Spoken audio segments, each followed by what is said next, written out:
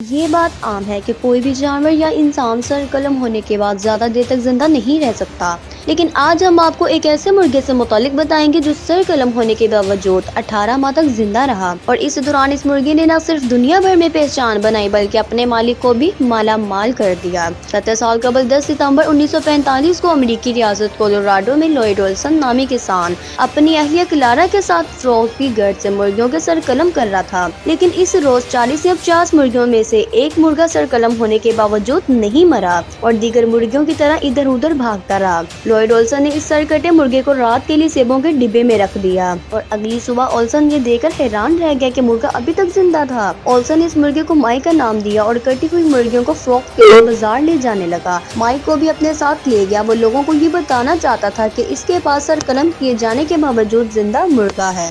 سابق کپتان راشد لطیف نے کہا ہے کہ اس بار بھارت کی چیمپئنز ٹرافی جیتنے کا امکان ہے۔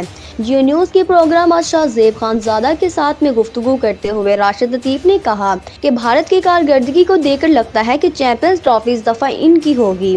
دوسری جانب قومی ٹیم پر گفتگو کرتے ہوئے سابق کپتان نے کہا کہ پاکستانی ٹیم کی سلیکشن میں غیر پیشہ ورانہ رویہ اپنایا گیا اور سلیکٹرز گھبرا گئے ہیں۔ پروگرام میں بات کرتے ہوئے احمد شہزاد کا کہنا تھا کہ بھارت کی بہت مضبوط ٹیم ہے۔ قومی ٹیم کا جو اعلان کیا گیا، عوام اور میڈیا کو ایک مرتبہ پھر پاگل بنایا گیا۔ جن کھلاڑیوں پر تنقید کی گئی ان میں سے کچھ کو T20 اور کچھ کو ون ڈے میں رکھ لیا گیا اور ایک مرتبہ پھر عوام کی آنکھوں میں دھول جھونکا جا رہا ہے۔ سابق کرکٹر سکندر بخت کا کہنا تھا کہ ابھی بھی پاکستان کی جس ٹیم کا اعلان ہوا، میں اس پر حیران ہوں، کرکٹ کے ساتھ زیادتی کر رہے ہیں۔ واضح رہے کہ بھارتی کرکٹ ٹیم نے آسٹریلیا کو 14 سال بعد ICC ٹورنامنٹس کے ناک آؤٹ مقابلے میں شکست دی اور چیمپئنز ٹرافی کے فائنل میں جگہ بنائی۔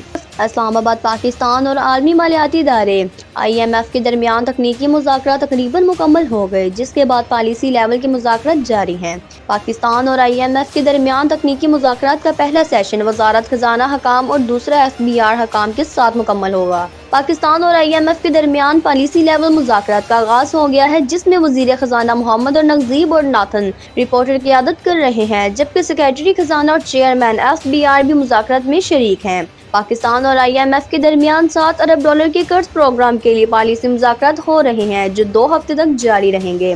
ان مذاکرات کے بعد جائزہ مشن اپنی سفارشات IMF ایگزیکٹو بورڈ کو دے گا، جو اس ماہ کے آخر یا اپریل کے اوائل میں $1.1 ارب کی اگلی قسط جاری کرنے اور بجلی سستی کرنے یا نہ کرنے بارے میں حتمی فیصلہ کرے گا۔ ذرائع کے مطابق IMF کو جولائی سے دسمبر 2024 کے ٹیکس اہداف اور ٹیکس شارٹ فال بریفنگ دی گئی، جبکہ اس دوران IMF حکام کے ساتھ ٹیکس ریونیو پورا کرنے کے اقدامات پر بات چیت کی گئی۔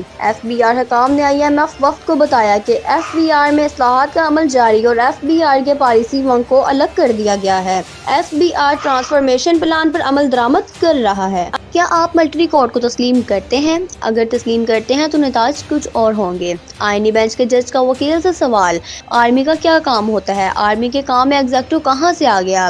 جسٹس محمد علی مظہر کا وکیل عابد زبیری سے سوال۔ اسلام آباد سپریم کورٹ میں سرویلنس کے ملٹری ٹرائل کیس میں ریمارکس دیتے ہوئے جسٹس محمد علی مظہر نے وکیل عابد زبیری سے سوال کیا کہ کیا آپ ملٹری کورٹ کو تسلیم کرتے ہیں؟ اگر تسلیم کرتے ہیں تو نتائج کچھ اور ہوں گے۔ سپریم کورٹ میں جسٹس آمین الدین کی سربراہی میں 7 رکنی بینچ نے سرویلنس نے ملٹری ٹرائل سے متعلق انٹرا کورٹ اپیلوں پر سماعت کی، جس دوران سپریم کورٹ بار کے سابقہ ہیڈی دوران کے وکیل عابد زبیری نے دلائل دیے۔ آئینی بینچ کے سامنے اپنے دلائل میں عابد زبیری نے کہا، FB علی 1965 کی جنگ کے ہیرو تھے، جن پر ریٹائرمنٹ کے بعد اپنے آفس پر اثر سوگ کا الزام لگا۔ ایک ریٹائرڈ شخص کیسے اپنا آفس استعمال کر سکتا ہے؟ عابد زبیری نے کہا کہ جنرل ضیاء الحق نے FB علی کا ملٹری ٹرائل کیا اور پھر جنرل ضیاء الحق نے 1978 میں FB علی کو چھوڑ دیا۔ اس پر جسٹس جمال مندوخیل نے ریمارکس دے دیے، جو کام FB علی کرنا چاہ رہے تھے وہ ضیاء الحق نے کیا۔